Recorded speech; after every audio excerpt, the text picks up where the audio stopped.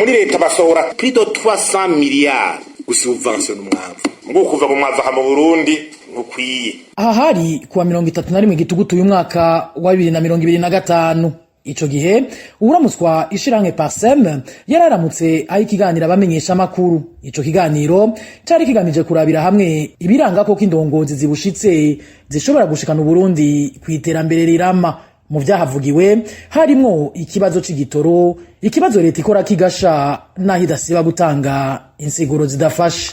Gitoro kiri Dar es Salaam abaza kukizana muri Sopebu canyurujwe kigenda mazima yo vyaragijwe ndi gitoro kiruzuye amastation nasa kuja kukiraba. Ico gitoro cuzuye tugasubira mu maplaque yo kuwa mbere kuwa kabiri kuwa gatatu ndi cyane umwana umwe ngo hari umuntu ngo yagiye gusabota igitoro ngo arazwe ngo yababariwe mu biro vy'igihugu kubabarira umusabotere nk'umwe abarira.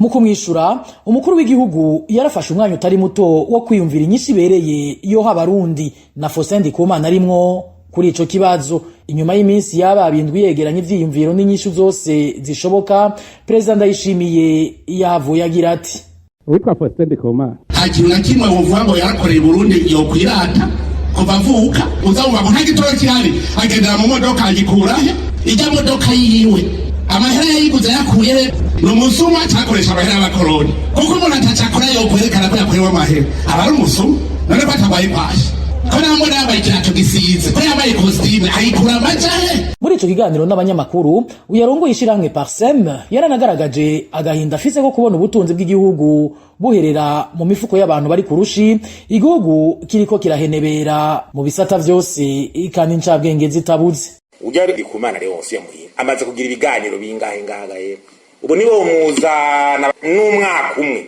adukosorere basibi ibintu ko ari wahora amaka abanye niko bagira incabe nk'iyo batwayigira tuti uhembwa 6000 $7000 furayagu akanyuruzwa n'imbunuza n'imbura kimazi twoyahuwo nyene akadugirira ayo reforme mbwa ingo tugirira ibiganiro recommandation garuka ubu nabarababaza ati mbeho nakaziye mwahinduye uzobona amavira y'abategetsi no bita aduga cyane n'amamodoka meza gose service y'aba-V8 mbwa ugiye ku ma infrastructure y'igihugu kabura ibibuga by'indege usanga turabanyuma izo infrastructure zikwera igihugu camunze. Abarundi barayamaze bati ukuravye cyane agutera kwikwiza, ariko uwo mwibutsa usa n'ubudahimbara cyane President Ndayishimiye. Ico bikoze vyaragaragaye ko umugani uvuga ko bibwirwa benshi bikumva bene vyo nyene icubahiro umukuru w'igihugu c'u Burundi yawugize gwiwe naho atawigeze amuvuga mw'izina yishuranya agashavu kenshi. Kukaba nkako yareruriye Faustin Ndikumana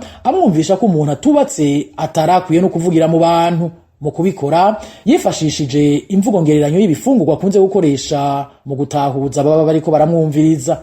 Imbere y'abanyagihugu b'imatongo muri komine Kayanza, President Ndayishimiye yashinze intaha avuga ko ijunja n'ijambo afise abikesha ibiribwa asumira umuryango wiwe. Ni dayimoni mukoresha ni Sanibarate ni Tobiya ayo mugabo ni yubaka urugo tubone na wabona umugore amubwira ngo uraza naso agiye mu kabare akarya brochette n'ibitoki n'ibiyeri aca yitahira kuko nta mwana avuga ngo ntiwasumye mugakiri baravuga imyaka afise azigeringana nikiburirana kandi umuntu w'umugabo asaza yaganyiwe kubaka urugo rwiwe arafise amajambo abwira abarundi oyambwira umuntu atunze inda yiwe gusa yomenya ingene nda z'abarundi zikwiye gutungwa gute arafise icigwa yoha umukuru w'igihugu. Burya ngo ukuri gushirira mu kuyaga nkuko yabivuze atebura ko guca amafaranga yahindura ibipapuro umukuru w'igihugu yobagamije kugoboza mu mabanga yabo bamwe mu bashikiranganje n'abandi bategetsi batubatse aherutse kugena. Uko biri kose tubibutse ko atari ubwa mbere President Ndayishimiye yaburira isoni abari mu mashirahamwe yigenga mu gihe bagize ico bahanura leta